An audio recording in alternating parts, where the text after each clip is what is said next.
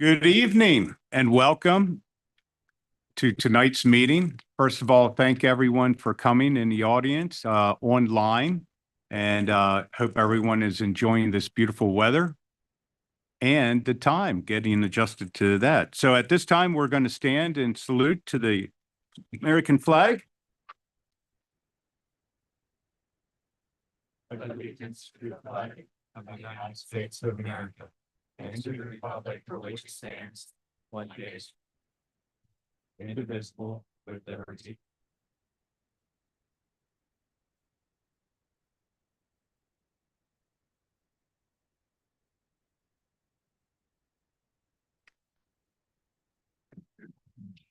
All right, thank you, everyone. This time we're going to do roll call. Barshinger. Present. Baum. Here. Ramsey. Here. Ritz. Shear. Here. Stein. Here. Waltersdorf. Here. White. Here. And Wilson. Here. And Mike Ritz will be running a little late. He is going to join us then. Moving on, we have any formal or informal requests to address the board at this time? Seeing none, we'll move on. Any public or board comments or anything about anything? Okay. Correspondence. The only correspondence I have is Suzanne sent everyone an email for the YCAL school directors dinner with Saxton and Stump, April 1st, 2026. I saw some board members are recognized from 5 years, 15, and Doug 30 plus years being on the board.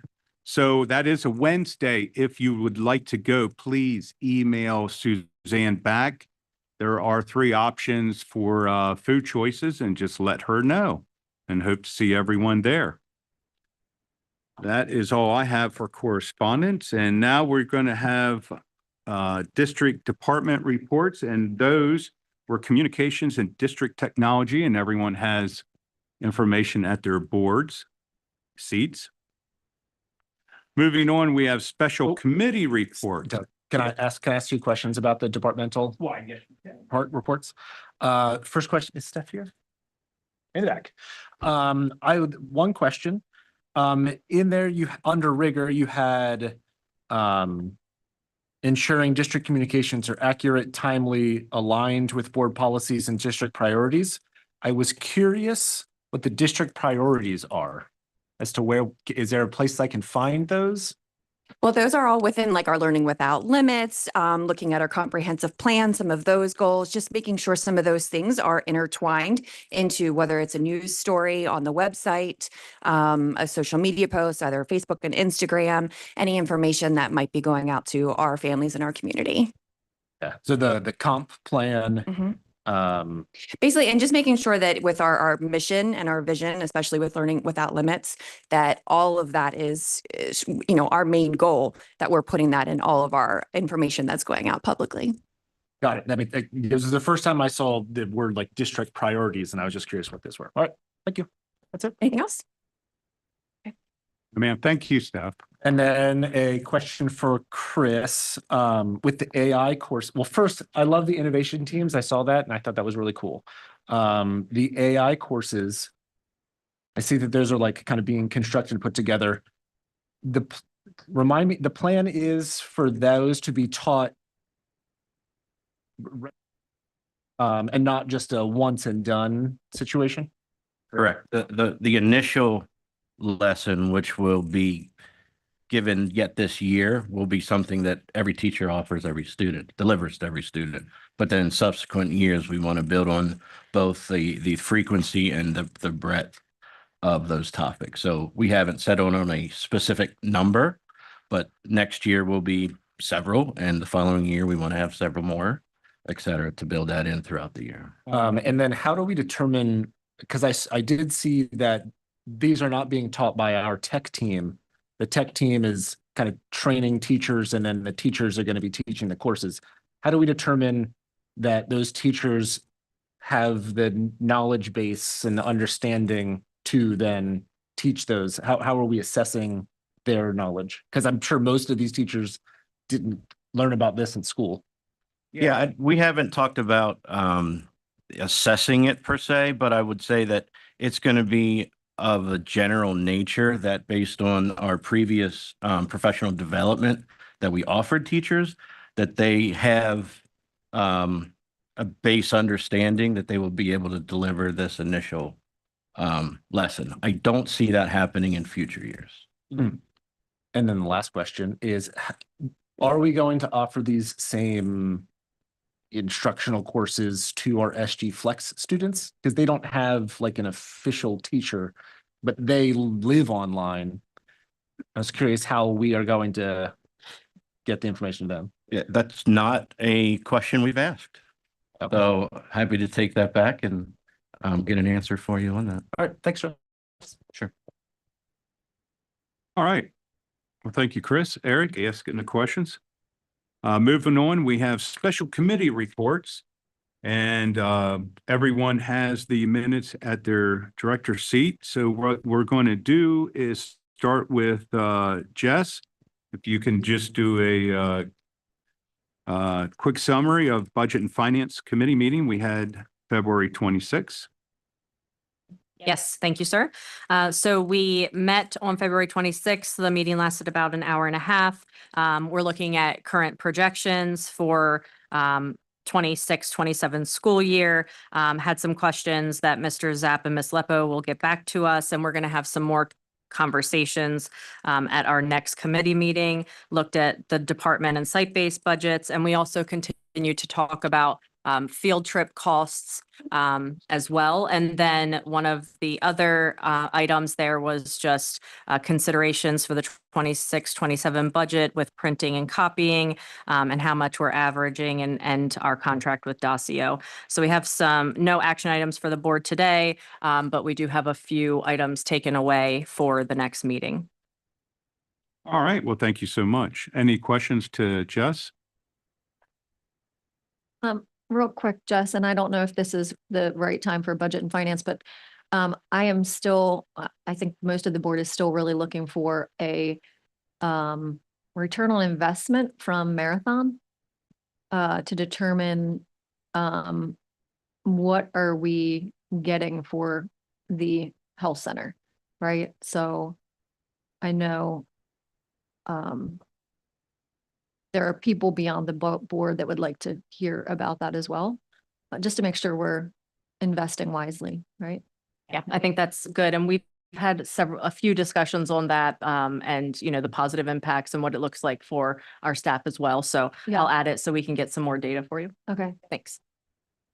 All right. Well, thank you both. Next meeting was February 26th on Policy Committee. And Rodney, do you have anything you'd like to share? Yes, it is more policies on here than we generally look at. But we initially got into it, it was supposed to be a pretty well a no-brainer. And then through some of the federal stuff for these or federal, they just required a lot more to look at and a lot more to do. So once we had them under the hammer, why we decided just to keep moving with them. But Stockton Leader had looked them over, and I think we're pretty well prepared for them to go over them. But hopefully we can knock some of these out and then get them knocked down that we won't have so much. But I apologize. It was a lot of reading, a lot of changes in there, but pretty well everything they give you, they take away. So it's federal stuff. So that's all I got. Thank you. Thank you so much. Appreciate it. All right, moving on. March 2nd, 2026, we have curriculum committee meeting. Eric? Yep, we met with social studies departments, elementary, middle levels, and high school.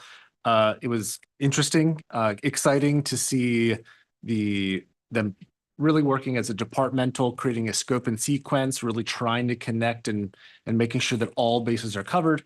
So that was really good. That's about it. So that's good.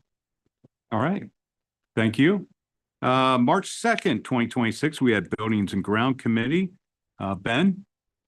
We are going to do a recap with the Buildings and Grounds later today when we represent that. We had a little over 2-hour meeting to talk about some of the pros and cons of the different parts of the building.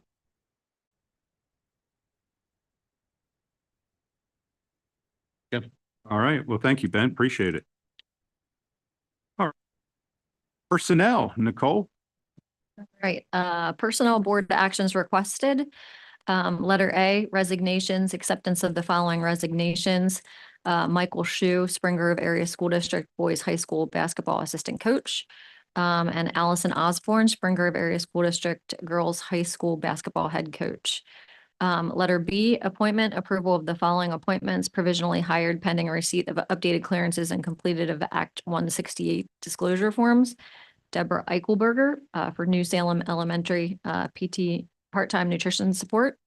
Letter C, Act 86 day-to-day student substitutes, approval of the following Act 86 substitutes for a maximum of 20 days for the 2025-2026 school year at the rate of $125 per day as listed. Classified, letter D, classified substitutes, hourly approval of the following substitutes for the classification as listed for the 2025-2026 school year as listed. Letter E, game manager, and interscholastic personnel, approval of the following pending receipt of updated clearances for the 2025-2026 school year to work athletic events as listed. So moved on personnel. All right. Any questions? No questions. At this time, we'll do a roll call vote. Warshinger, Yes. Shear, Yes. Wilson. Yes. Ramsey. Yes. Ritz is not here. Baum, Yes. Waltersdorf, Yes. Stein, White. Yes. Motion passed. Okay. Next, we have our adjournment of action voting meeting of above. Second. All in favor? Aye. Okay. Moving on, we have Director Study and Forum meeting call to order. And we are all here except for Michael Ritz. And again, do we have anyone that's interested in addressing the board? See. Move on. And at this time, we're going to do Business and Finance Committee, Buildings and Grounds. We have a small presentation here. This is on the proposed maintenance facility with Bill Stiles, Jess Mercido with Lobar, and Ben Ramsey. Do we want to pull? Do we need to put the stuff we had up from the last buildings and grounds, or do we just want to talk through it? I have a little bit of clarification that I got from the last meeting, so we want to talk about it publicly at least, but we can put the spreadsheets up, I believe, if that's needed. There are a couple things from Mr. White helped me make some one-on-one phone calls. I think we got to almost everybody. But what we can look to do at the next meeting is we are going to have a sequence of votes. We are going to start with a base vote of voting on the maintenance building with 3 bays and no drive-through. We talked at length about the parking. There's a figure in there for $136,000, I believe. I'm going to ask that we keep that as part of that baseline vote. And then we will have a separate vote on to add the 4th bay, a separate vote to add the drive-through, a separate vote to add the brick facade. We will have a separate vote to approve EI Associates. And then we will have a separate vote to allow Buildings and Grounds to work with EI Associates and Lobar at the 25, 50, 75, and 100% marks during the engineering process. Now, with that, I talked to Jesse earlier today, who has been great, as well as Mike. And I asked if we could get engineered numbers on that $136,000 for parking. We talked about that at length, and I want some of those options engineered by people and looking at all of the details and the true cost to be able to come back to the board for a separate vote when we have the engineered cost. I also asked for that on the 3 bay versus 4 bay, and on the drive-through and no drive-through. So when we vote on this in 2 weeks, we will be voting to move forward with the building, but we will have those three separate things that they will be able to come back to us and give us finite costs so we can decide, do we want the fourth bay or do we not want the fourth bay? Do we want the drive-through or not want the drive-through? There were some costs that were in there that have the potential to be less, but we want them to be accurate. So I know in talking to people, some of the questions I was getting was, if we did this again later, how much would it cost? Do we need this part? Do we need this part? So for those three specific things, I asked, can we bring those three things back around for a vote? So at the next meeting, I know it's not a not to exceed number. That's what I'm calling it. What is it called?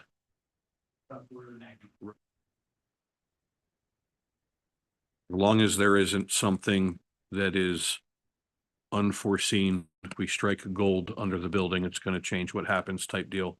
But we will have a sequence of separate votes. So we will start with the base building. We will add the vote. Do we want the price comparison of 3 versus 4? Do we want the price comparison of drive-through versus no drive-through? Do we want the facade? Do we want EI associates?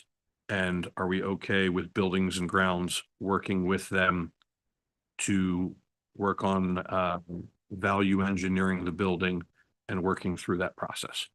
So that is what we will have for voting at the next meeting. So this could be to beat a dead horse, and I know that we spoke earlier, Ben, but just so I can keep my mind on all of exactly what we're voting on, the vote is yes or no maintenance building. Like that's one. We're going forward with this if we vote yes situation. And then the other ones, if we vote yes, is not yes, this is now going to be included, is a fact finding.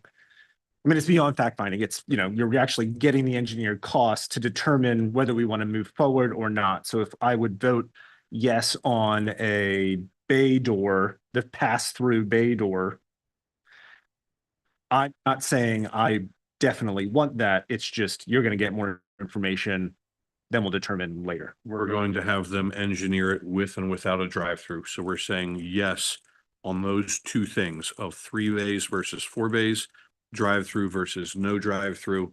And then I asked for options on the parking because we had a handful of people bring up, and we had some really good ideas. We did not talk collectively as a group about moving that handicap parking down to the stadium. But us doing that without there being a hard cost and it going to the engineers. So those three things specifically, yes, we're going to have them engineer out the options of 3 versus 4 bays, drive-through versus no drive-through, and some different parking scenarios. And those three things will come back to the board with finite costs that we can say, I want 3 or 4 drive-through or no drive-through, and here's options for the parking situation. Brick and no brick, right? That one we can vote on as a separate vote at the next meeting, but we have that price. So that's not something that will come back. So yes, the facade, I asked for that to be a separate vote. So it is going to be a sequence of 1, 2, 3, 4, 5, 6 votes that will give us moving forward with 3 things coming back when we have true finalized numbers. I'm picking nits with this one, but for those individual items, if we're going to ask for that additional information from the engineered costs, what will that cost to just get that information? The EI Associates part of the contract is 5.5%, which is the second line item, I believe, on that chart we have. So I did not get in and read that part of the contract, and I did not ask. I did the math myself.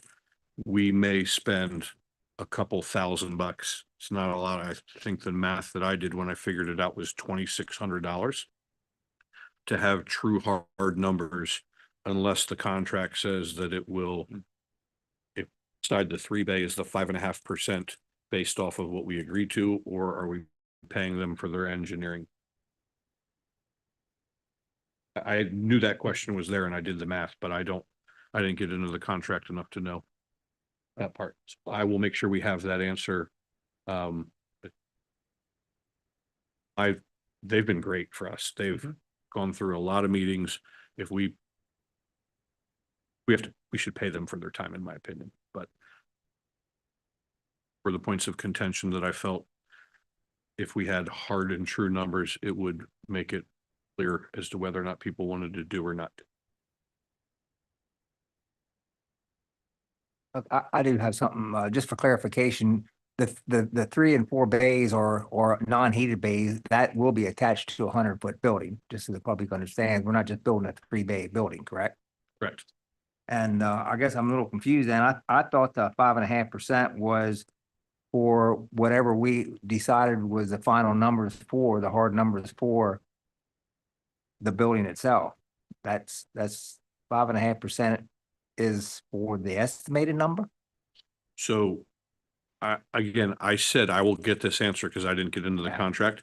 If we ask them to go in and engineer us a 4-bay building, that 4th bay right now is hypothetically $47,000. Right. So if we ask them to put that in drawings and engineer that, then on that $47,000, if we decide not to do that, I don't know if on that $47,000, we are obligated to the 5.5% on that part. So, but I will get that answer and we will have that before way. I thought we were gonna make a final vote on exactly what we were gonna get and then throw it in front of them, and then it starts from there. I mean, all this, they've been doing this now for us for forever. Somebody's been getting these numbers together. So I would like to have clarification on that also. Yep. Thank you. All right. And Ben, since you have Jess and Mike here, is anything? Adam, sorry, Adam. Sorry. They want to say for anything for clarification? I didn't screw it up too bad.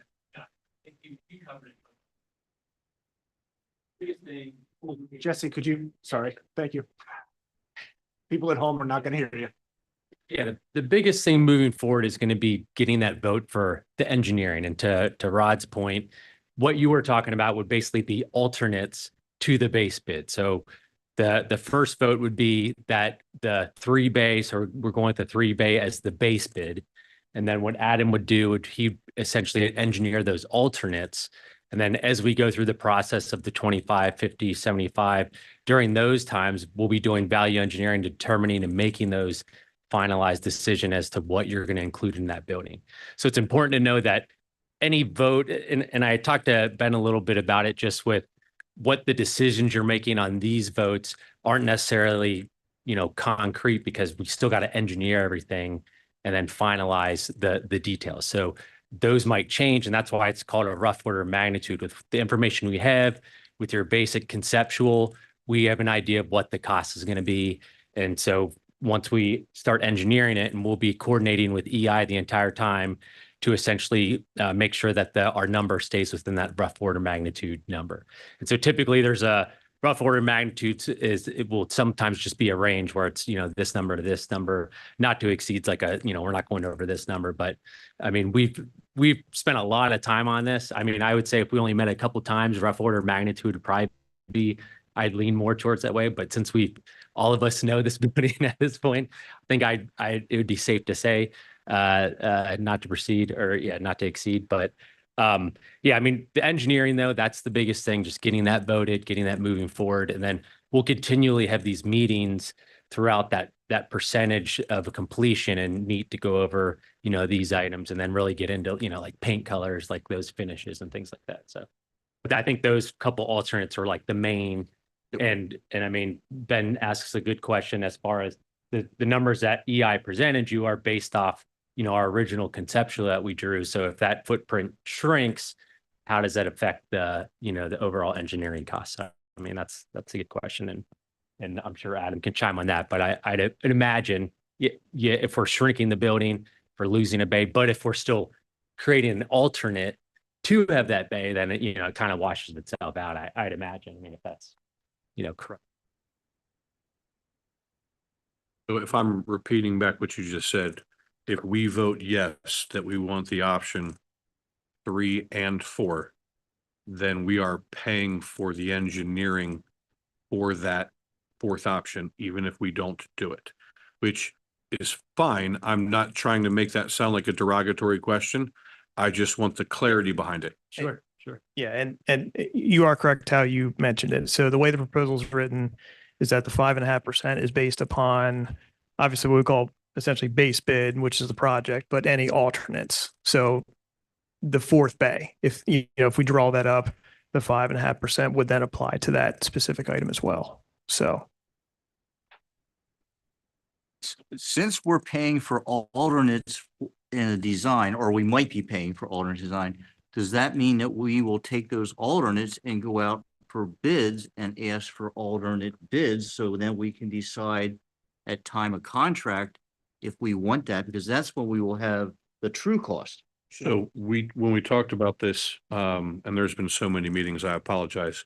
But when they come up with the cost, you guys will submit it to multiple people. Correct, And correct. so yes, there is still a bid. We essentially send it out the bid to contractors. We do a lot of self-performance within the We'll contract. have two times the vote on those alternates, whether we want to have it designed and pay for that option. And then if we pay for that, if we pay for it, then we will get an alternate bid on it from those multiple suppliers. Am I correct? So if they put it out to 3 bids, we'll get 3 bids on a 4 bay, 3 bids on a 3 bay, and then whatever the best one is what they will bring back to us. Yeah, and that's what we'll present. So like We will have here's the 3 numbers that bids. came with the alternates. And then at that time, once it's been engineered, that would be, the detailed pricing based off what had been engineered. So correct. So am I correct in saying that we'll have 2 votes, possibly 2 votes on alternates? Am I correct? Yes, we will, the first vote in 2 weeks is, do we want the choice of seeing both? And then the second vote is, do we want to do 3 or do we want to do 4? Time of deciding and we have the real final number. Okay. Yeah, we will Once have, it's engineered to, Yep. to that point. And lastly, this is not actually for you, Adam or Jesse, but this is to, I guess, Mark and Bill and Dave. Your recommendations on these, what do you recommend we do with do we need 3 or 4? Do we need a drive-through bay? Because I don't, this is not my world. So I don't want to just go home and go, yeah, I know what I want, but what do you guys suggest? so we went through this at the last meeting and several meetings. I have cornered Mr. Stiles. And the recommendations that we went through with buildings and grounds, there was some that we were split on 2-2, and I said that I would present it both ways. We agreed on that we don't need the majority of the parking paved. We chose the lesser option, which is the 136 that I'm saying, let's use as a baseline. For clarity's sake, when you say we, does that mean you and Bill, or is that the board? Just so I know who We this is asked coming him for from. his recommendation, and then the 4 buildings and grounds people said, do we agree or not agree with that recommendation? So we agreed on the cement in the first 3 bays. We agreed on the stone for behind the building with the parking. We were split on the 4th bay as to whether or not we needed it, and we were split on the drive-through. And that is one of the main reasons why I asked for those to be specific differentiated votes, because I want to be able to see it both ways. Mr. Stiles, and please you speak for yourself, but you've said if we go, you can make it work with 3 bays. You're just not going to have space for us to grow into, but you will work with what it is. And same thing with the drive-through. Again, this is why I want to bring some more hard numbers back to people. If we don't do the drive-through bay, it will change labor to get stuff in and out, but we don't know how much, and I'm not going to begin to go down the road and speculate of what it is. I just wanted hard and fast numbers. And then he can absolutely chime in on that. Something that I believe you actually said that I should speak more about, because this is all run together over the last couple of years. But part of the reason why we're doing this building the way we are too is you have everything in one place. Your guys' ability to get way more stuff done internally with less outsourcing. That's one of the reasons why we're doing the project. And that is not something that I think we can put a quantifiable number on a year over year basis of how much stuff we're going to need and how much stuff we're going to be able to do. If you figure out how to do that one, we're going to write a book because I'm going to take that back to my shops. So, if I said any of that wrong, please chime in, but I think the recommendations that we had, the Buildings and Grounds Committee was aligned with him on, with those two exceptions, and those are separate votes that we want to get hard and true numbers for. Agreed. Mr. Barshinger, what we talked about was for the 3 bays with the footprint of all the square footage that we have items all around the district right now. We would fill up the 3-bay building minus like 625 square feet. And then from that point on, anything that we would get in or have to store or so on, then we most likely would feed back to underneath the stadium and start with storage there. So my passage is if we go with 4 bays, for all my time here, there's going to be guaranteed nothing underneath the stadium for anybody to see. So that's the trade-off there. Now, there are some things in which we like can't legally keep under the stadium, or am I wrong on that? Like, are moving forward, like, which things can't we keep under the stadium that we need a bay for? I know you don't really want to talk about this, but like, So it's Mr. Barton, important. or anything that would have a motor, for example, tractors, any type of Petroleum. that would have petroleum. Yeah, that makes sense to put that to an extra bay. Because of the Yeah. the sprinkling. Yes. Okay. system. Yeah. Thank you. Then why do the football games we park cars under there if it's such a danger? Well, that's a great question, Mr. Ritz. We park our vehicles. People, in today's world like to park as close to their facility as possible. So we try to accommodate those as much as possible. But yes, you are correct that technically that vehicles should not be parked underneath the stadium.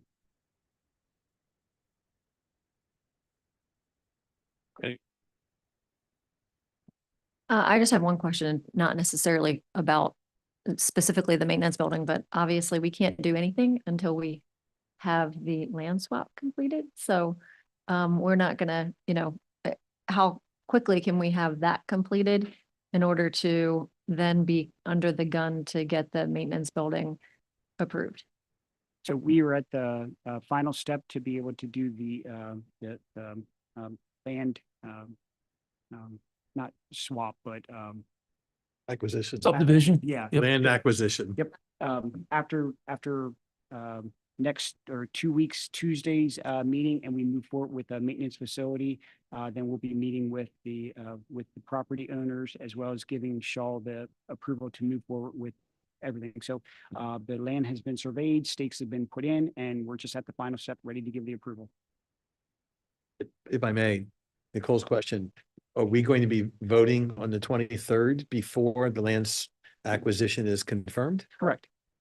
Is Yeah, that, and the maintenance facility, and correct me if I'm wrong, we have designed this to basically put at any location that we want to. We don't have that land yet. It hasn't been designed to even just conceptually it has been designed to sit there, but because we don't have the land, Lobar and EI Associates, they don't have a final determination. So once we have that approval to move forward with the building, we'll finalize the land, and then EI will be able to start engineering and designing the building on that property.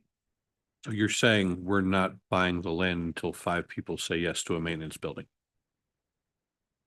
Why Correct. we're doing it that way. Correct. So once we have 5 people say yes to the maintenance building, then we can finish the other transaction. We would not actually release the contract until we have the land and have the land development passed. Am I Correct. correct about that? Yep. So the next step would be to work with the neighbors and get the contract, the final agreement with the land, and both of them would mirror each other. Yeah, and I think we're in good position to run things parallel at this point, because the engineering part of it and then the balance of the subdivision and the acquisition is most likely going to be taking 5.5 to 7 months. So we're looking at October after the harvest season. That if everything goes according to plan at this point, the acquisition and the building should be ready to go to start. So I spoke to both farmers that both lands would be affected, saying that, after we make the decision here, then we'll be able to give them more information because time is critical now as they're purchasing their plant material, their pesticides, herbicides, all that, everything. So we're in that waiting game. We need the approval first of this maintenance facility. All right. Any other questions? Bill, Jess, Andy, thank you for your time. Appreciate it very much. Okay. A lot of homework to read up, and any questions, please reach out to Ben, Mark, or Bill for the next meeting. Okay, moving on, we have proposed to contract with EI Associates. Mark or Bill? Thank you, Mr. White. So I think we have discussed that pretty much in detail tonight, but for anybody, just, reiterate, it is a 5.5% and it is off the estimated. Right now, it's estimated, I believe, at a $2.7 million building with the construction cost approximately $239,000. But again, as Mr. Kerr has mentioned, that's subject to change as we value engineer this, but that's the proposal that we have in front of us. Any specific questions that myself or Mr. Kerr can answer? Okay, thank you, Mr. White. All right, thank you. Next is Designated Special Project Board Committee. Ben? Greenhouse Initiative, donations and images. No, number 3. Mr. Ramsey, I'll take that. So what Mr. Ramsey was referring to was that in 2 weeks, if when the board has the proposal in front of them to vote for the maintenance facility, what we'll be looking next is then, vote for EI Associates. And then third, we'll be looking for members of the Buildings and Grounds Committee. Right now, we've asked for at least 2, but Mr. Ramsey said, we could possibly do 3 or 4. And it doesn't bother us. It's depending on the time, but we'll be working with EI Associates and Mr. Kerr at the different intervals of phasing of the building. So at a 50%, at a 75%, and 100%. And basically, we'll be value engineering the building, getting into the weeds, the details of, as those gentlemen mentioned, the various, various items that come with the maintenance facility. So how can we value engineer this? So as they mentioned, the not to exceed costs that we get in as tight as possible. So does that make sense? So if you think about as you're building your house, what type of paint, what type of lighting fixtures, all those types of things, they're going to give us options. Say, do you want this type of LED? Do you want this? The pros and cons of each. This one's $5. This one's $7. Which one do you want? So as we tighten it up, we'll be able to value engineer the building, basically. Some of the items like the fixtures and stuff are based off of the square footage, not necessarily our unique needs. So we will be able to sit down with them and work on some of those buckets to make sure that it meets our needs and it comes in. So the 3 exceptions that we talked about, those things will come back to the board. The smaller stuff, that is just saying that we will be able to go in and make it cost less money without having to roll call vote on door hinges and paint colors and countertops. All right, very good. Go ahead, Ben. And then back with Mr. Zapp for the Greenhouse Initiative donation. Yes, thank you, Mr. Ramsey. So we are very excited tonight for presenting to the school board for the recognition of the Greenhouse Learning Initiative, which, as you read in the memo, is educational expansion at the high school. It is being supported by a $22,695 grant from the Ed Fund. And I say that because it's the largest grant, I believe, that the Ed Fund ever, we've given out in a number of, ever, right, Steph? Right, so good. Yeah, we had 3 outstanding teachers come and present to us. They did an outstanding job. There, 2 of them are actually here tonight. Katrina Fry and Lacey Bishore are here with us tonight. But you have the memo in front of you. What we'll be moving forward is asking the board for the acceptance of the grant from the educational fund. On a side note, this topic was discussed last week at the OAC meeting led by Lacey, and there was just a tremendous support in the room. It was just it was probably one of the topics that just went over the top with it. Everybody was everybody was in full support of it. Mr. Ritz was there, Mr. Shield was there. We had a lot of community support. Everybody's excited for this project. Lacey and Katrina are here with us tonight. If there's any specific questions that we didn't address in the memo, they're here tonight to answer any specific questions that you may have. I asked about of it. My concern, and I looked here, I don't see where the location is. Many of you probably know, we had a greenhouse that we actually built at the old high school, which is now the middle school, which was used very short and really became just a storage area. So my concern is it's fine if you want to do it and you got the support, that's great. But I just know what a greenhouse could look like over time. I just want to make sure it's kind of tucked away somewhere, that it looks appropriate as it wears in a little bit. Yeah, it's a great question, Mr. Stein. So as myself and Mr. Stiles were working with the three of them, we chose a location and I have to give credit to Mr. White because I can't take credit for the location, but we chose a location at the rear of the high school, around back, in between like where some of the custodial parking is, the generator is, and close to their classrooms as well. So it won't be in sight of the front of the high school, but it'll be rear. It'll have easy access to the road. We have talked about composting piles back there, as well as having water, electric, and also working in collaboration with hopefully Low Bar with the walk-in coolers and freezers. We talked with that construction group on offering some in-kind support as equipment is out there. Actually, Jesse has a lot of knowledge on installing greenhouses, so we're going to pick his brain on some of this as well. But it's going to be to the rear of the high school, and we can give. We're going to finalize the determination when we, as we meet on site and figure out the exact location of water and electricity that's needed. Any other? Yes, Yeah. sure. Well, first of all, thank you to the Ed Fund for the donation.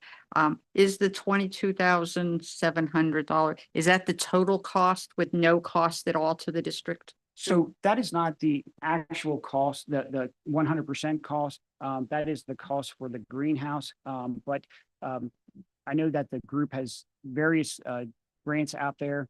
The Ed Fund said that they would upfront some of the costs until those grants come in. I mentioned the OAC meeting. There was a lot of support. One of the members of the board offered some excavation, and I think another member actually offered to do some of the dump truck removal of some items. So I think we're going to be okay with that amount of money. Any other questions? Anything for the two teachers that are here with us? We just have them Yeah, stand and please. introduce yourself to the whole board, please, Lacey and Katrina. You don't need to say, I just want them to see who you are and a quick hello. You're here, so. Hey everybody, I'm Lacey Bayshore. I am the agricultural science teacher and the FFA advisor at the high school. And I'm Katrina Fry, and I am the science curriculum leader and another science teacher at the high school. And the third person, Danny. Yeah, Danny Stoner. Yes. He is working on egg science certification, and he's a bio and teaching different courses there. And he's sick, so he's not here to spread his germs around. So real quick, can you just do a quick summary of what this is going to do for the kids' education and what where the food's going to go and what you're going to grow, the whole 9 yards? Good. Okay. All right. So what we're looking at is instrumental part of our FFA program, our Egg CTE program. We have courses that are designed to utilize it. Plant science will be offered next year, which will use the greenhouse often. We'll have environmental science and biology courses that can utilize it. As far as cross-curricular, we can grow things in it, such as herbs and edible flowers and things that the SCS curriculums can use. We've looked at the opportunity for business courses to be able to do marketing projects and things like that for us. Math classes could potentially do some statistics associated with the plants that are being grown in the greenhouse. We're looking at growing produce plants, maybe mostly vegetable plants because they have a quicker turnaround, that we could donate to the backpack program, or contribute to the nutrition services as well that they could use in the lunches around the district. But we see a lot of cross-curricular opportunities coming our way with using the greenhouse. It won't become a storage facility like the one that was existing here. I remember that very well from going here. But I think that we have a lot of positive things that are going to come out of it, including we have the STEM department offering to maybe build a shed for some extra storage of things so they don't have to be stored inside of the greenhouse. And we might be able to get them to build the benches and the stands from the inside of it as well. All right. Well, thank you both very much. Very excited to see it. Thank you, guys. All right. Moving on, we have budget and finance. Jessica? Thank you. I will turn it right back over to Mr. Zapp. Thank you, Jessica. So you have the memo in front of you of the proposed 26-27 budget for the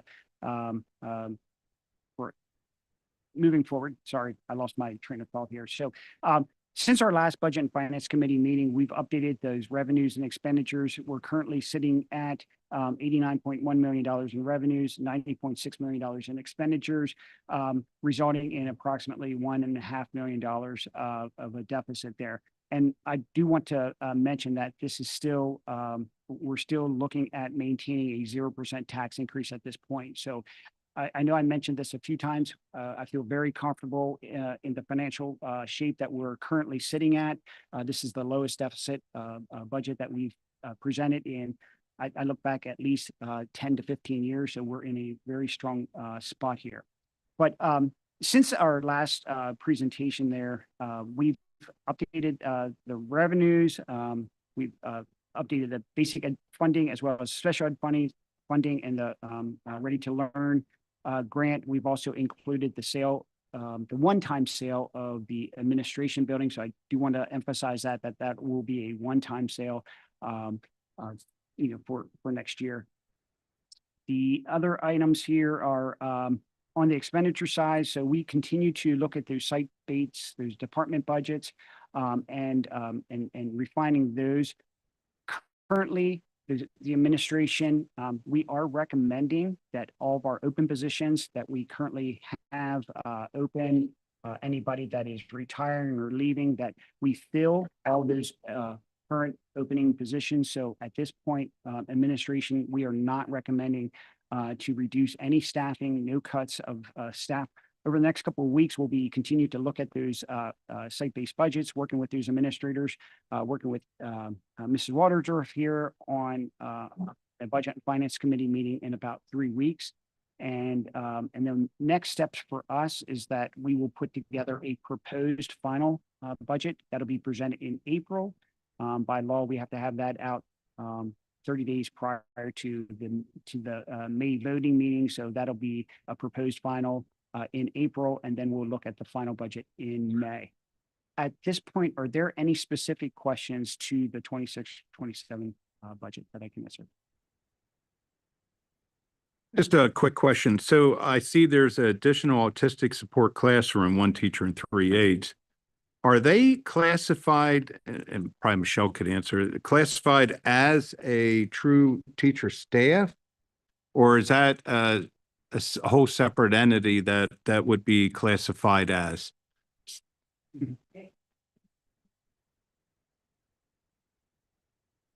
Yes, and if you remember from last year's, we currently have that position in our budget, so it won't be adding a new teaching position. We currently have that. So the only thing we'll be adding is the support.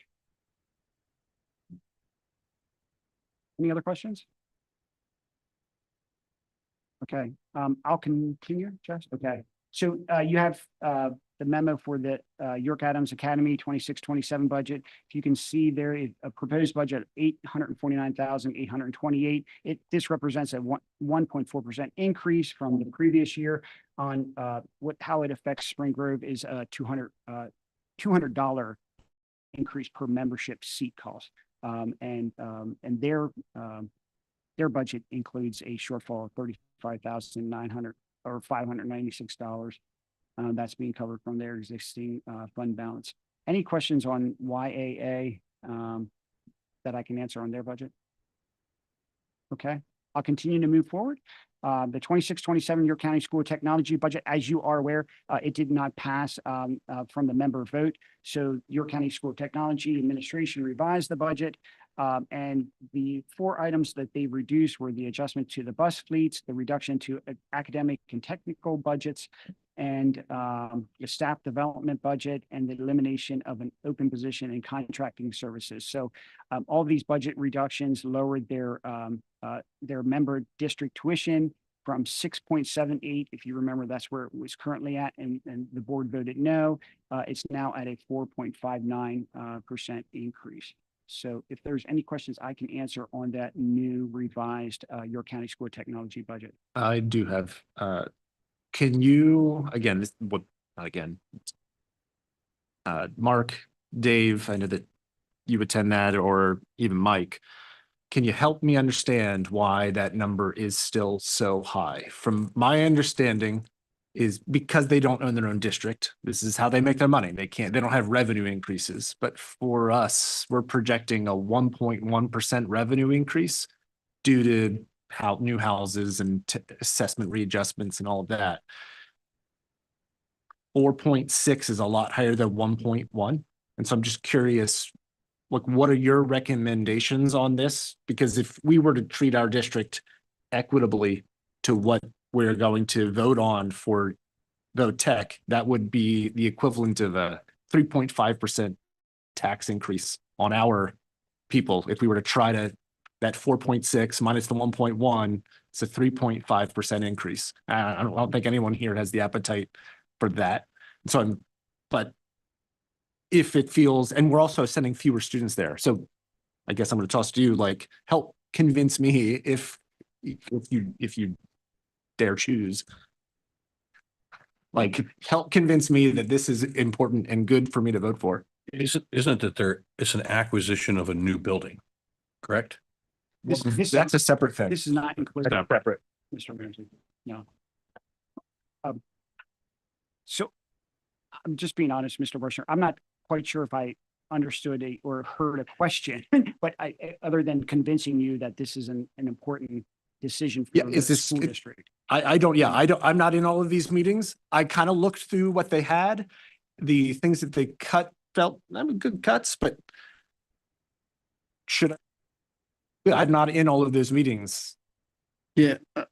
Dr. Rogers first, he put it out over the last 10 years. They always build their budget from the bottom up, try to be very, and concerned about it. So if they would have flatlined on our county's average tax increase, they would have needed to up their budget 3.8 million in the last 10 years. They only raised it 800,000. Part of the reason for the increases is the electric costs. They've brought their teachers' wages up to kind of the county average has been a big hit. A lot of it's just the cost that everybody's incurred, and we have 2 additional buses in this budget instead of 8 in the old budget. So the bus adding was a big cost, but by removing 6 of them, they were able to cut that 2.2% to get it to 4. But they feel it's really going to hurt the kids to go further by cutting the budget. And another point they made is their high school students cost us less than our high school students in our home schools. So that is a valid point they have, but yeah, they're just trying to catch up by playing the low ball for all these years. And now they're at a catch up year. You are for this. I don't really, if we go any further, we went back to kids aren't going to have the shorter bus rides. Like, we cut 45 minutes off our average bus ride for a lot of the kids. But if we go any further, it's going to cut on education. Yeah, I love Vote Tech. I think it's really great. It offers opportunities to some of our students that we cannot offer on our own. And that it's difficult for me to argue against. I think it's great. Well, we were in the situation for the last number of years. We were put in a position to cut positions. I mean, we did a number of cuts. And here I've not heard cuts other than they reduced what they wanted to add. And that just puts me in But isn't some of it, Mark, you say it's a 1.4% increase is all we're getting in revenue. That's just in our local stuff. That has nothing to do with our federal and our state revenue, correct? If you would include our state and federal increases that we get, come to more than that. I was really just addressing the fact that they don't have their own district. This local revenues is the set, like that's the advantage that we have. I mean, they also have advantages for grants that they're asking for that we're not going to ask for our programs. That We get federal and state money like we do?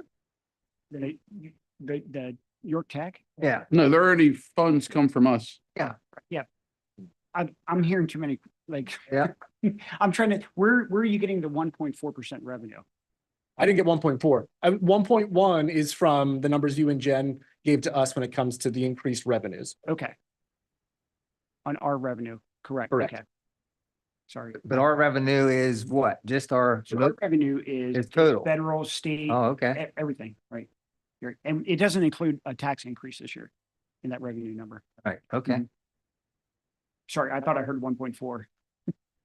Only, I don't have specifics, Eric, but there's a point here that's noted, and Mike, I think this reinforces what you said, that for a long time, they haven't done as many increases. For example, and I'm just quoting from the documents in front of me, the average school district adjusted index over the last 10 years was 4.39%.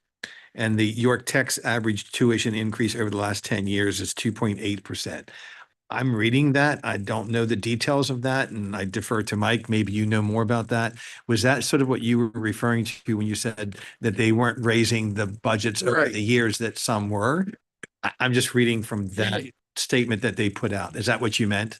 Yeah. I don't know if that justifies it, but I'm It's just just a saying. tricky position because if you took Spring Grove's average over the last 10 years, there's no way we're at 4.3%. I mean, we voted on a 0% 4 or 5 years. And so like that's the county average. And I think that's correct. That's all the member districts, correct? Correct. It's a, yes, that's not what we've done. We've not had regular tax increases. But am I not right that from like 5 years ago to today, we're doing like $7 million more in revenue? Isn't I don't have that stuff here in front of me, but I thought I can pull up the. I thought our revenue when I first came on board here was like 5,000 or million. And today we're at 86 million. You are correct. So we had to have revenue income percentage higher than nothing. Our revenue income, and this is what.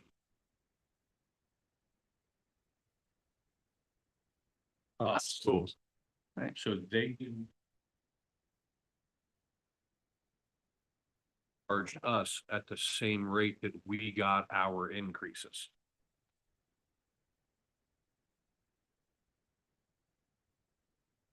Number that we have on ours that says we're 1,400,000. Not going to have that as a deficit because that has last year. Every time we got more money, they didn't charge us more.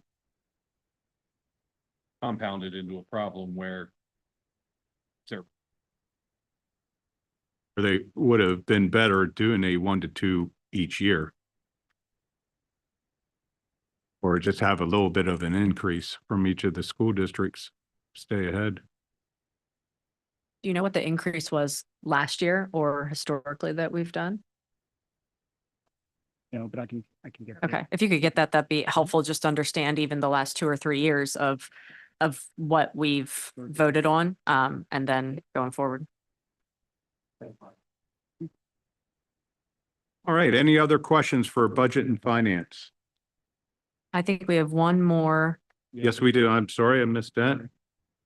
Yeah, we're just proposed agreement with PASBO. Yeah, so, thank you, Jess. So we have an agreement with PASBO to retain, our retiring PIMS manager, Elaine Wolf.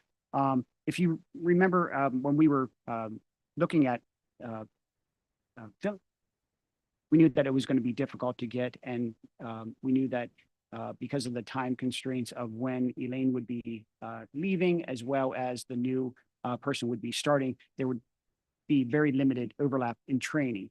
So we've asked, or Elaine has agreed to work with PASBO on if there was any services needed as far as training coming back. Just to help you understand, when she leaves from our district and retires, she'll be on the state's retirement system. So we legally won't be able to, it'll affect her PESers if we bring her back and pay her through payroll. So an option that she would have is either starting her own company or working with a contracted services like PASBO here in order to come back periodically if there are reports that are needed or there's any sort of questions that we may have as a district. So this isn't going to be an everyday thing. We may not even need those services. I don't know. It's going to depend on, this is such an important position. And, you know, there's specific dates that forms have to go in to PDE. So if there's any questions needed or any training, we wanted to have this in place prior to Elaine. Is there any questions that I can answer on this agreement with PASBO? So we don't know exactly how many days we're talking at $54 an hour.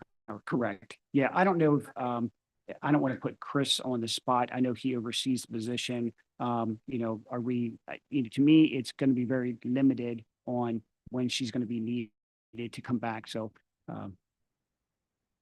I don't know, Chris, if you can answer. I thought you said you didn't want to put me on the spot. But he did.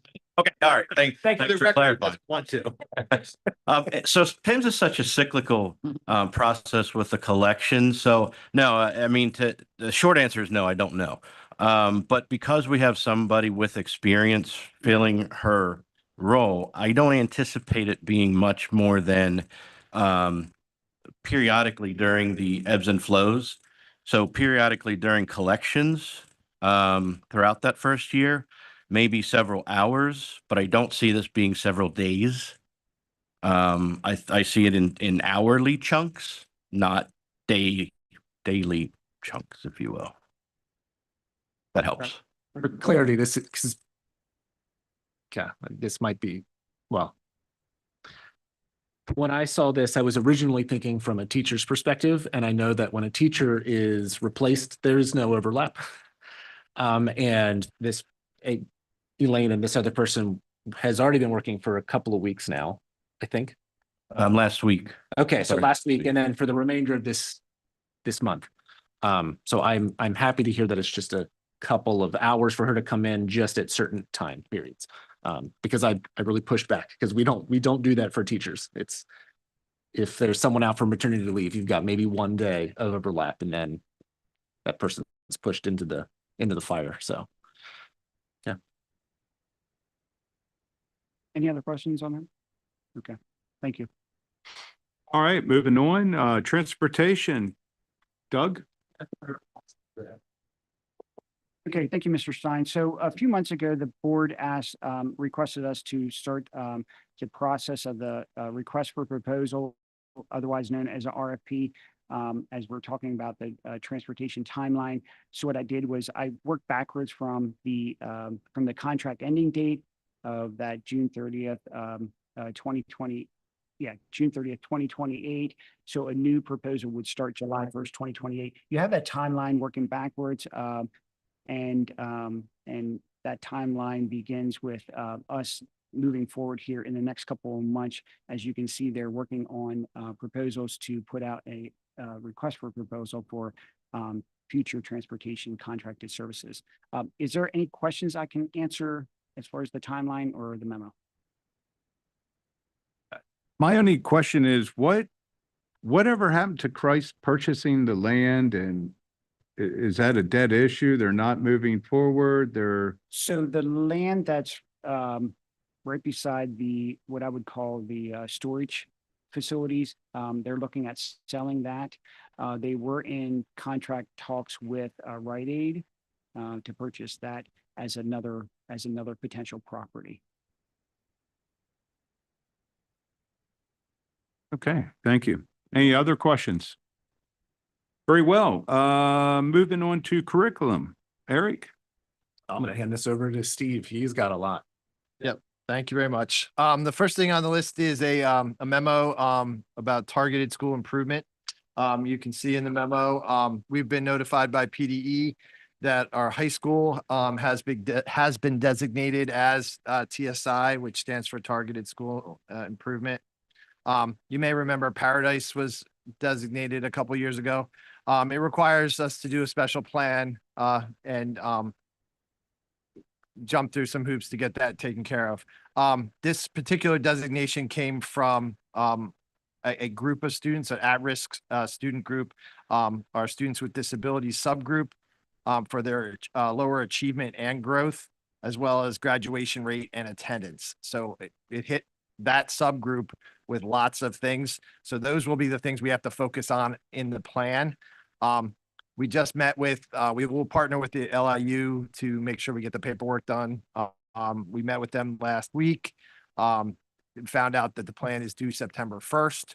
So we have between now and September 1st to put it all together. You may remember, as we went through the entire comp plan process last year, it's essentially a mini comp plan just for the high school focused on this group.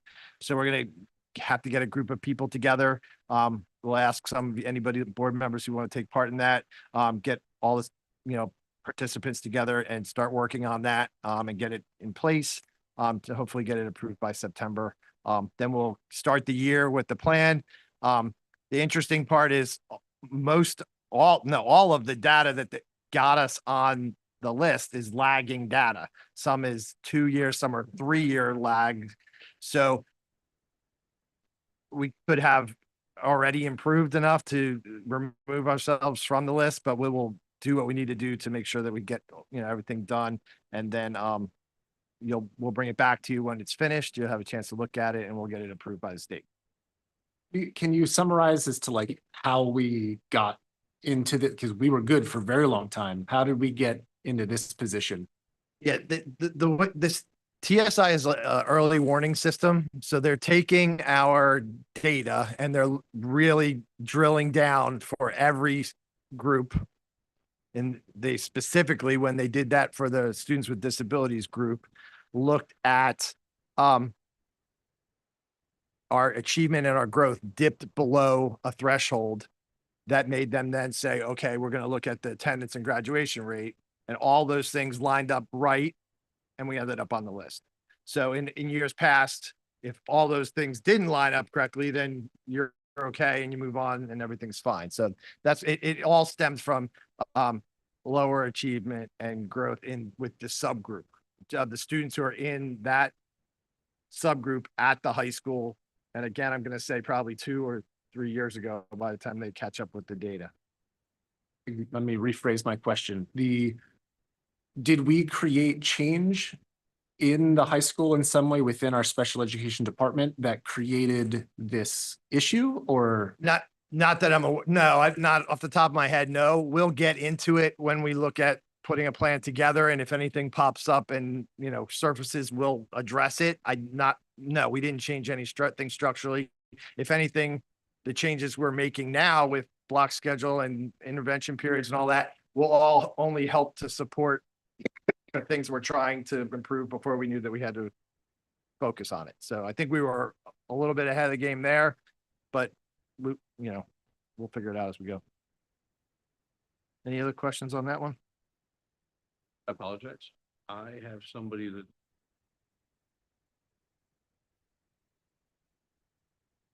good luck?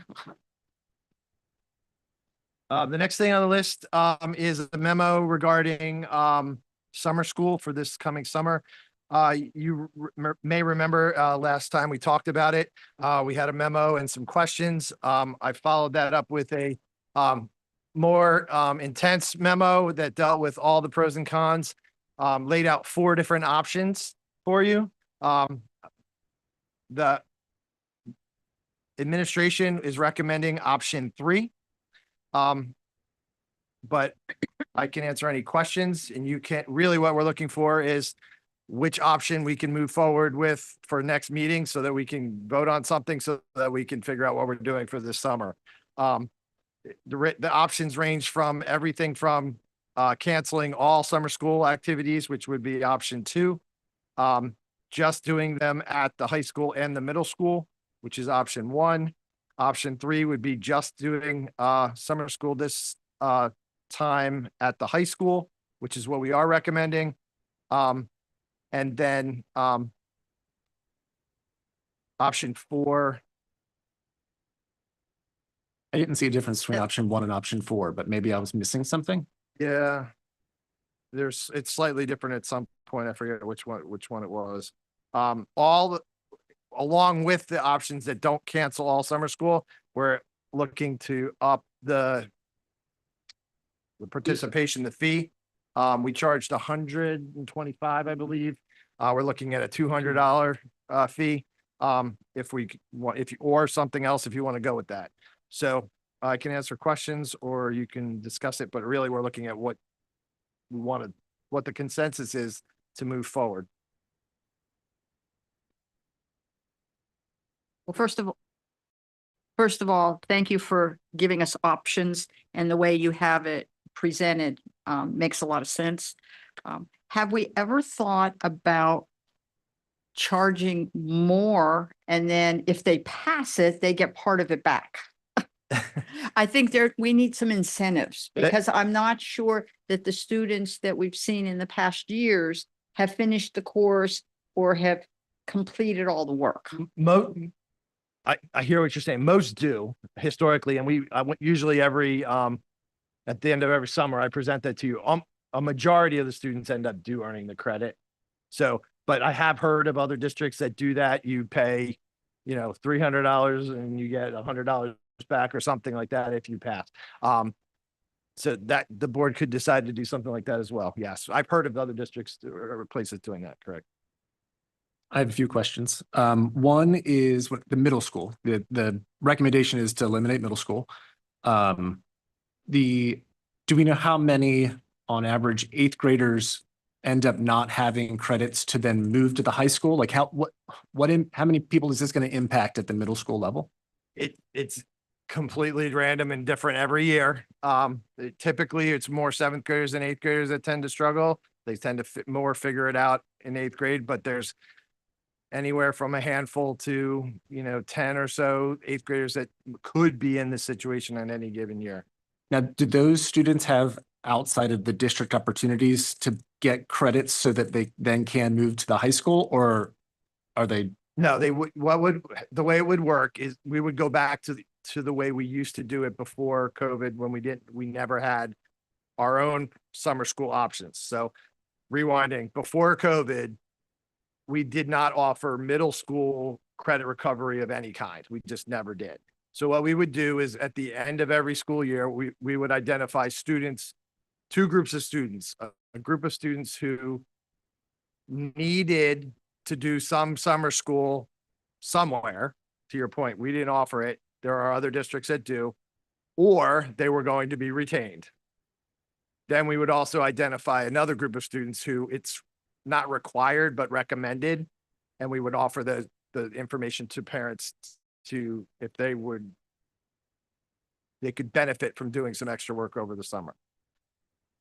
There are usually, and we don't know yet because other districts are doing the same thing that we're doing, other districts that offer summer school, they'd be more than willing to let our students pay for summer school. We know for a fact that Lincoln Edge, who we partner with, is going to be offering it. So at the very least, our middle school students and their families would be able to get credit recovery services through Lincoln Edge, probably some other districts as well. Yeah. Okay, this is an online health question. Yeah. Some questions are online health. How much? Okay, so I know that a lot of the students who took advantage of that were students whose schedules were filled with a lot of other things. And I know that we're in a bit of a wait and see because we have the semesters and we went to move to block scheduling.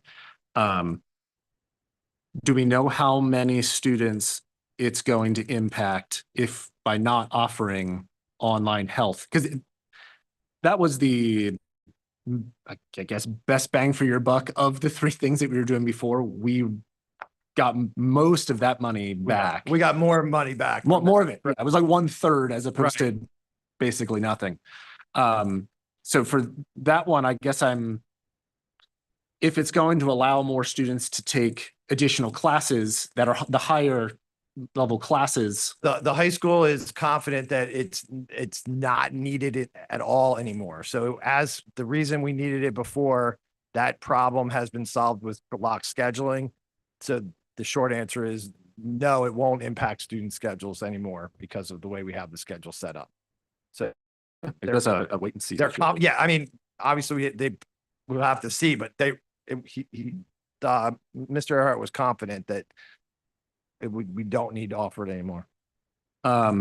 Is there a reason why when we discussed this, was it budget and finance that we discussed this? Like, felt like most of us were headed down the road of we're okay with this being offered as long as it has no cost to the district.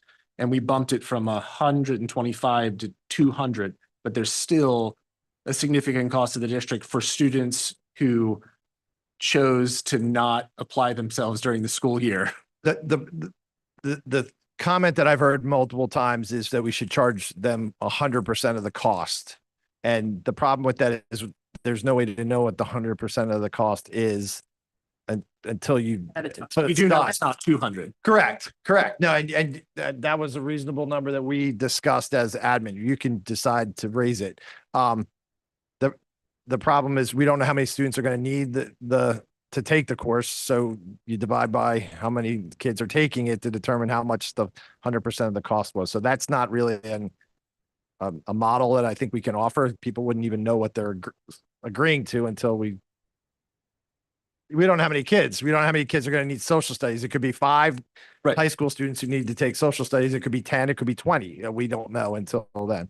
So 2 questions to that piggybacking on that. One, if someone demonstrates socioeconomic need, is this a legal requirement that we then don't we just don't have them pay? Is that our district decides to do that we've done in the past? I know that we've given them discounts or given them free due to that situation. We have asked. I don't think. Is that a district policy thing? Look to Michelle. I know, but is it a requirement through the homelessness McKinney-Vento or any of that?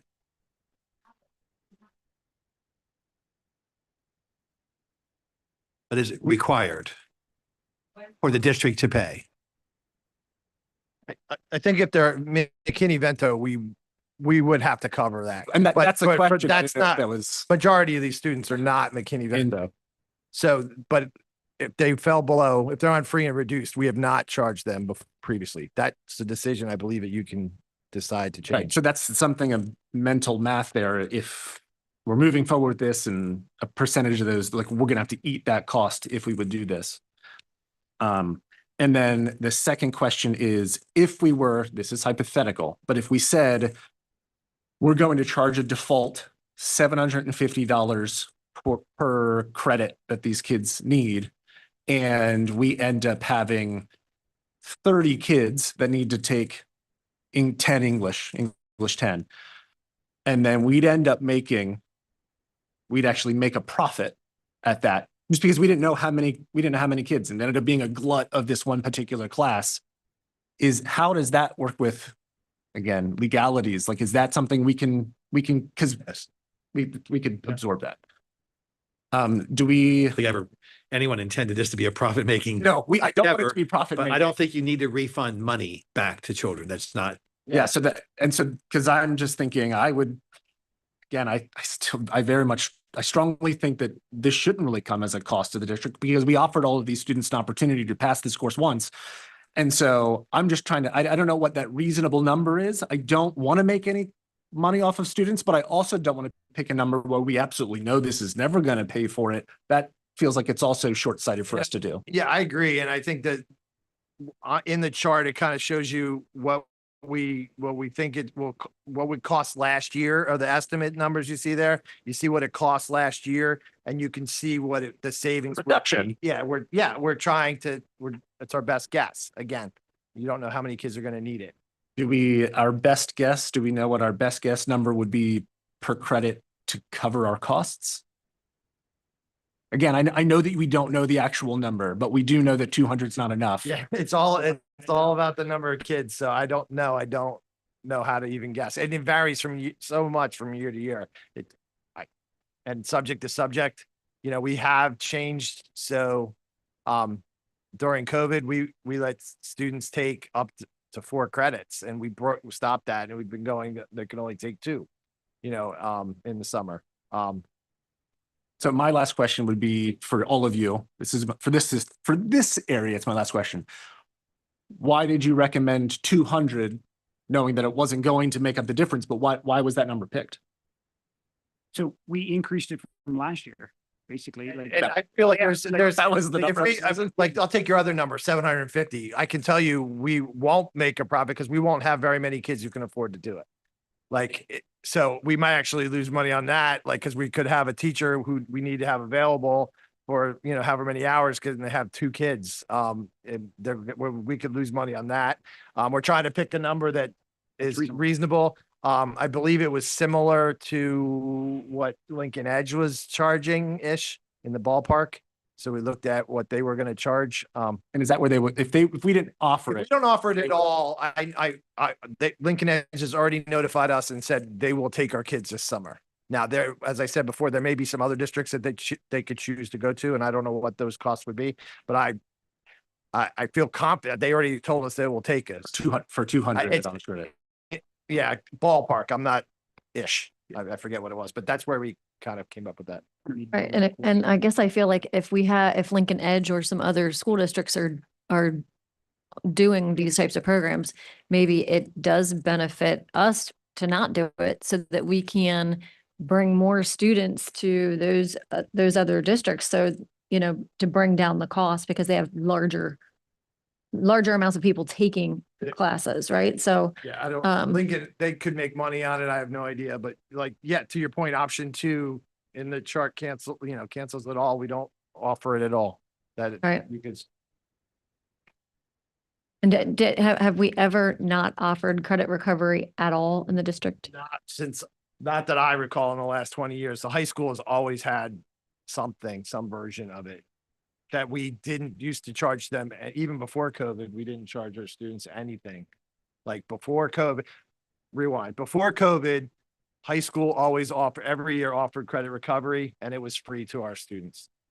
During COVID, we expanded it, offered it to middle school and high school for free, because it was all of it was covered for over COVID. And then since after that, we have started charging them something.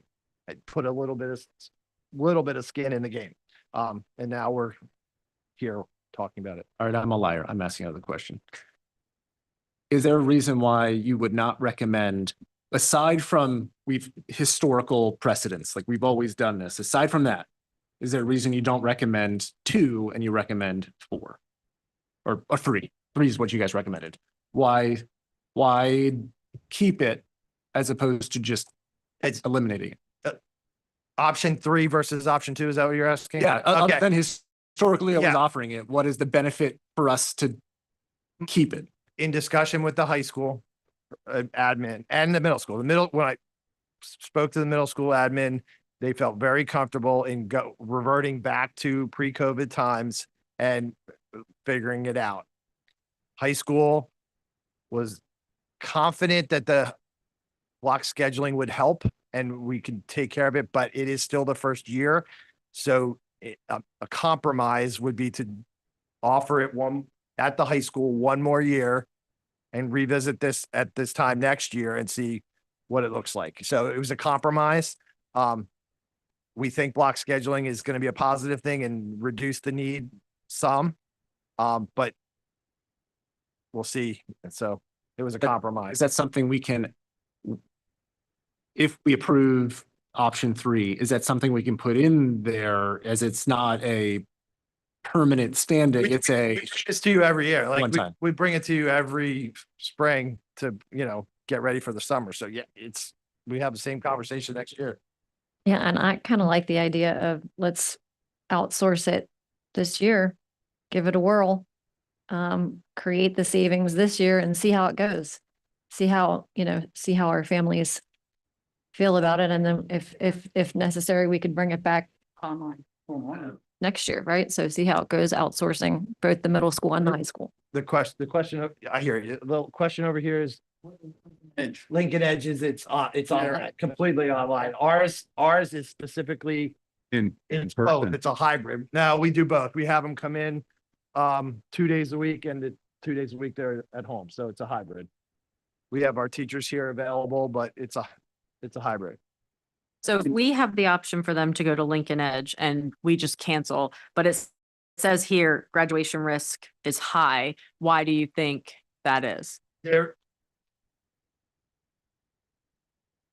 may be students who can't afford the Lincoln Edge price and or won't pay.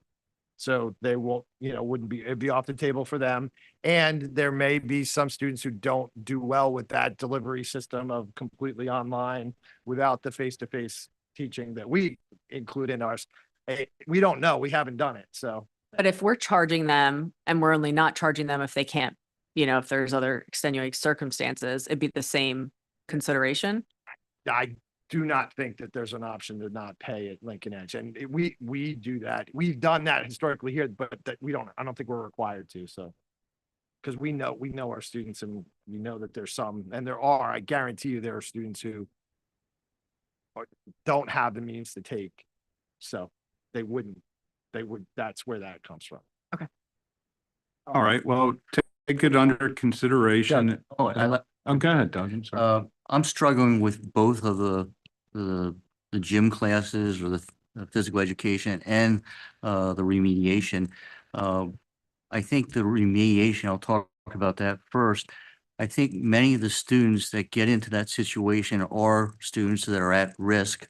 I know I asked for some feedback from the guidance counselors, which I don't think I ever saw as to how they feel about that. But I think the first time when students start failing classes, that's probably a great or an indicator that they're going to be not graduating from high school. The students that flunk here and there a class, that they're the at-risk kids. And I'm just really concerned about their situations that many of those children come from, the family situations, just all the situations in their personal environment. So I am very concerned about that. I'm concerned about whether if we even offer it, they can go to other districts, that they will get the transportation to get to other districts and get the ability there. And even if they don't pass our class and they come back the next year, we're going to be paying for another teacher the next year to teach them that class. So it's not like we're not paying someone. So I just have real concerns about the students and trying to get kids to graduate, because I think I want people to graduate from school because they're the ones that are going to make our community and our country stronger. The kids who struggle and don't get a graduation, they're going to be struggling the rest of their life. So I have concerns about that. As far as the health classes, I know we've heard that the block scheduling is hopefully going to solve that.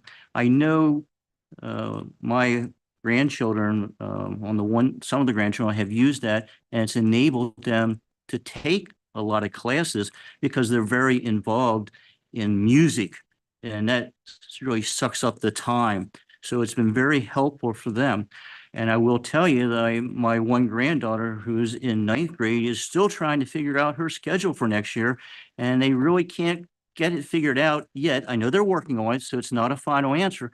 So I see my granddaughter in the same situation because she does a lot with the music program, and I'm not so sure it's going to work for her. So it's going to limit her schedule next year.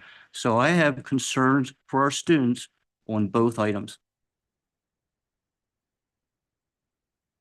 I do have something to say about, as far as people that don't graduate, there's many people that didn't graduate from schools that did very well. You got to understand the people that were in charge of this thing 30, 40 years ago, a lot of them had an 8th grade education. So that graduation thing is not an automatic, you're nothing. So I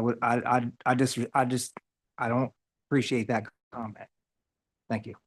I hope all our kids graduate, and I understand my dad only went to 8th grade. He did very well. So I appreciate what you're saying, but I also would say that someone who didn't graduate, what might have happened had they graduated, and might have taken them even further. So yes, I agree with you, but I think it can be looked at both ways as well.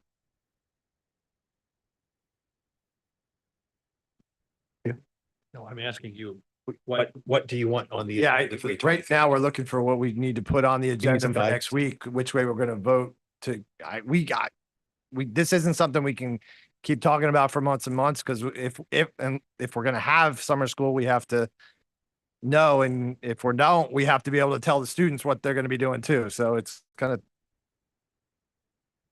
If a student, because I'm also concerned about the online help as well. All of my kiddos have had the same problem with trying to squeeze phys ed classes in. If a student would take a phys ed class through Lincoln Edge, does that count? We're talking about that now. We're really getting talking about different things. I think it's we're not phys ed is not. We never offered phys ed in the summer. We offered online health because it specific scheduling problems at the high school. It helped. It freed up their schedule and allowed them to take other things. That problem has been alleviated, and we don't need it anymore. So I understand why we did it, and it worked for a while, and it was very expensive to do. Even though we got more money back from that one last year, but it was the most expensive thing we did in the summer. But regardless, like, I can only go by what the principals are saying. They don't need it anymore in the schedule. We started doing it because they recognized the need. And so now we're saying, I guess respectfully, we have yet to see whether it does fully work yet. We don't know yet.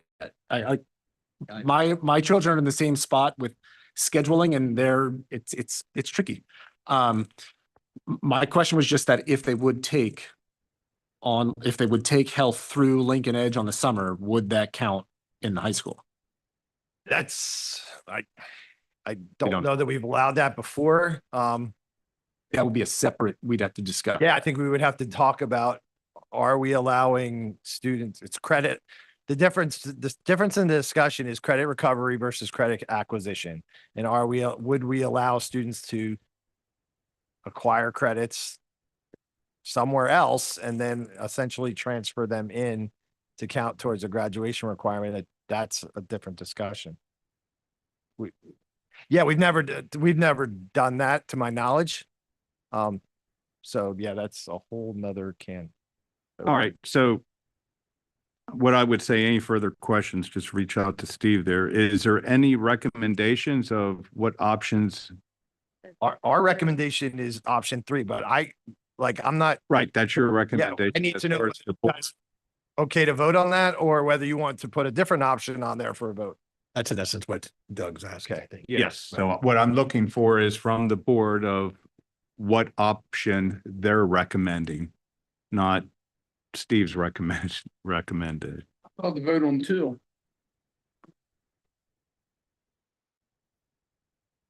I lean on 2 as well. To try, I mean, again, we can revisit this next year. Right. Try it out. So Yeah. option 2 is no summer school period. Okay. So that, to be clear, that's what will be the recommendation then on the voting meeting on the 23rd. That was only 2 of us. I don't know. Yes, that's right. I was going to go. Your thoughts?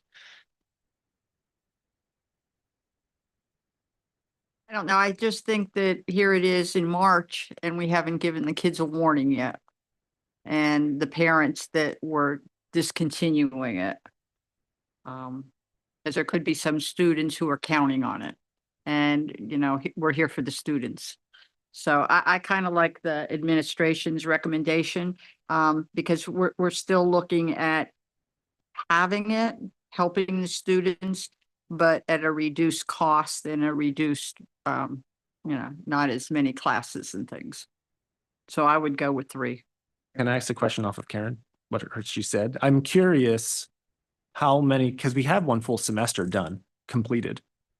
Do we know how many kids at this point are going to need summer school to figure out how many kids are going to need it in the summer? I don't, and I think part of the deal is the option, we could have already had students who, if let's say they failed a core subject, could have rescheduled a course so that they're already currently retaking it.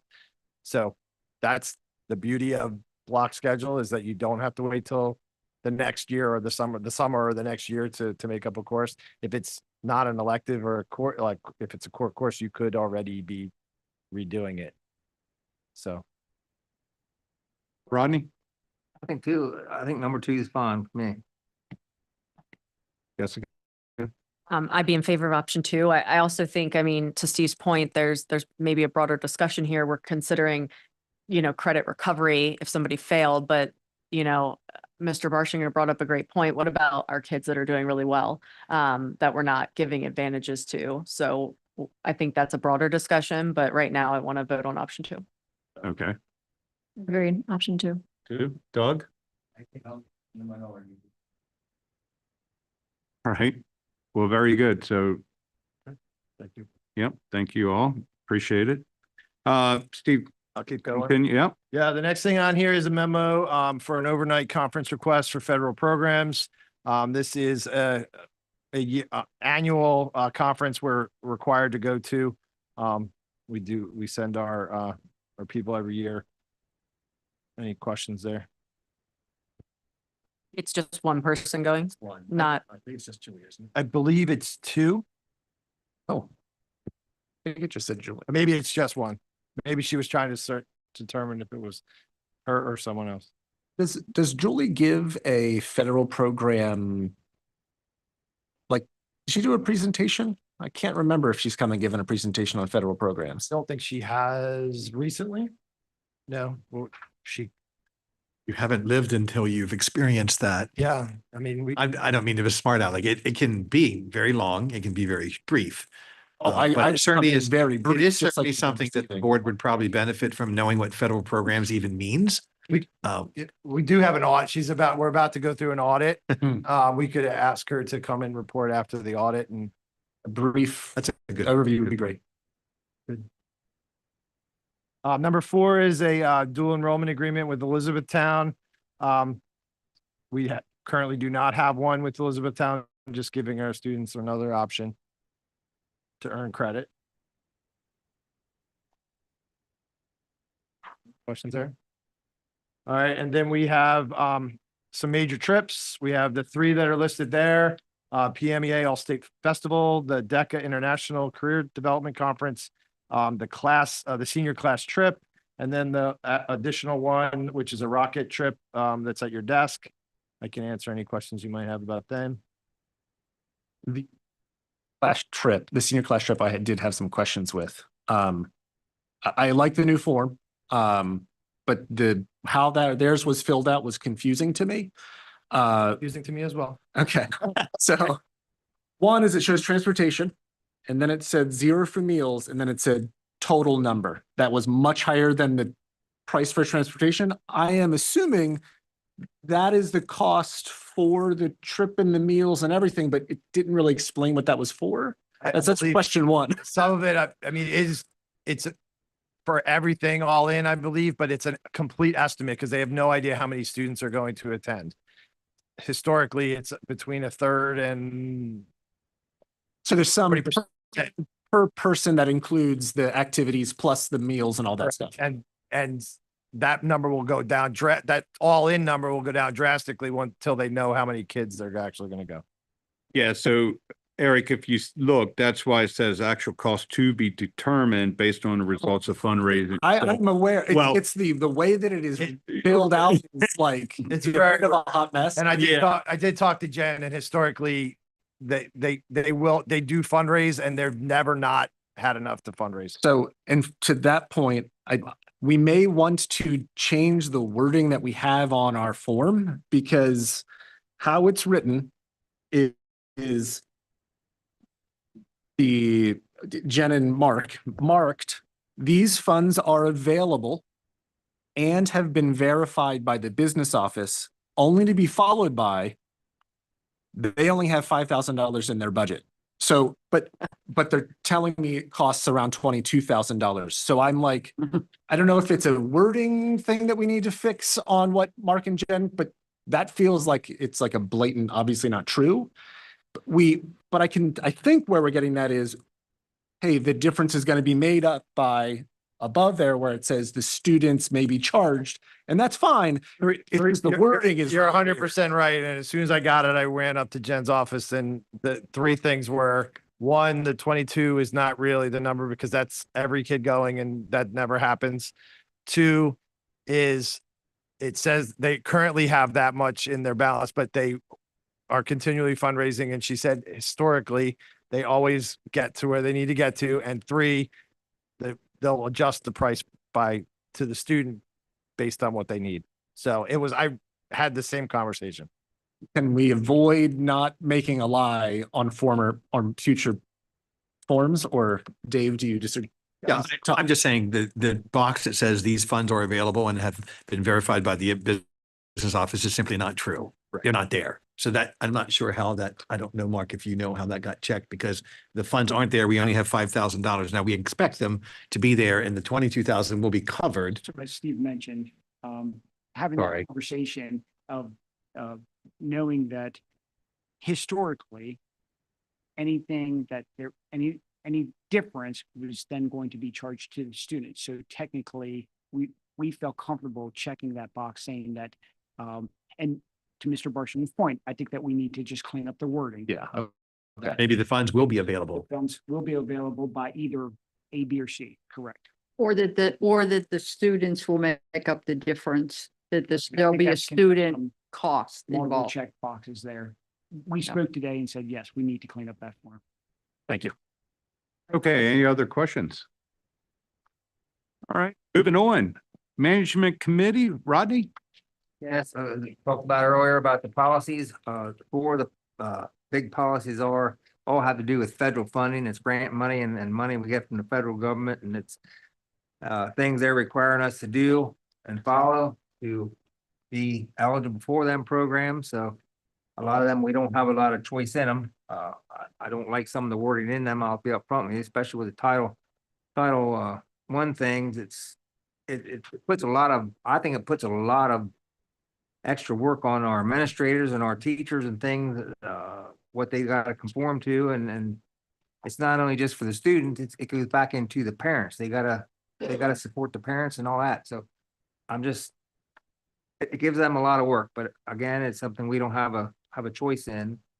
And then the fifth one was the policy for service animals. That again, I guess is something we got to do for state regulations or federal regulations, but I did have some issues in that where it says the district may not ask some things in that. I don't understand how we have policies and are gonna allow animals to come into our schools and not be able to ask some of the things, especially like training of animals and things like that. Now, before that, it says we will require training, but we can't ask them if they were trained. So I'm not sure which is which here. So that's just something I have some questions on, but Saxon did look at this, correct? So that's one thing I'd like to kind of have some clarification on yet. Why can we not ask these things if it says request documentation needed for service animals, or request documentation regarding training of the service animals, or request a demonstration of the animal's abilities. Those three things are important things when we're dragging these animals into our schools. And Stan's gonna tell me why. Mr. Shear, and I think we talked about this briefly at the policy committee meeting, and I'm looking at Dr. Ludwig as she can put her hand up and or tell me, no, that's not accurate.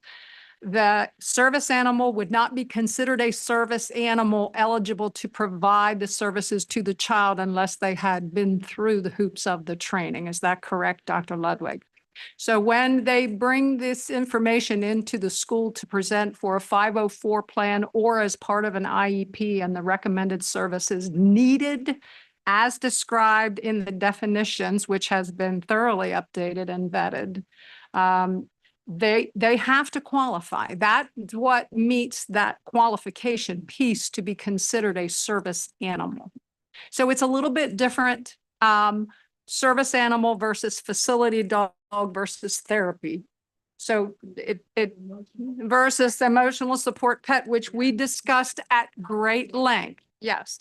So to answer your question very succinctly, Saxton and Stump vetted this language and they critiqued it for that very reason, because we cannot discriminate against that child. That's the bottom line to all of this. That's the legislation that says we cannot. And I know, I understand your frustrations, sir. It's just very confusing. Depends where you read it, and then so many times, little things like that, I just feel open up loopholes that people can come back on, and how many times do we get lawsuit settlements because we didn't want to argue the point? So I just try and avoid that. That's all I had. All right. Well, thank you. Appreciate it, Rodney. Okay, moving on personnel. Nicole? Sure. Well, and Act 93 agreement, a 1-year extension, that's Ben's and he's not here. I don't know what was discussed. Just the executive session, I think. Okay, covered that, yeah. okay, we're good we're good to go then.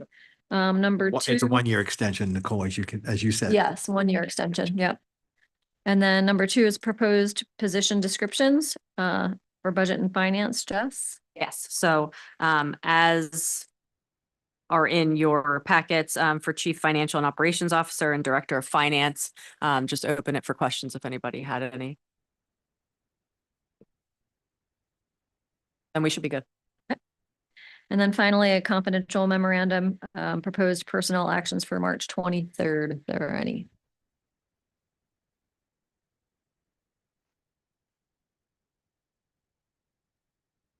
All right. Any other further questions? Any planning items or agendas anyone would like to see? No? And to everyone's favorite thing, but before we leave, everyone in the audience and at home, thank you for coming this evening. Thank you for listening. And we will now have the adjournment of our meeting. Do we have a all in favor?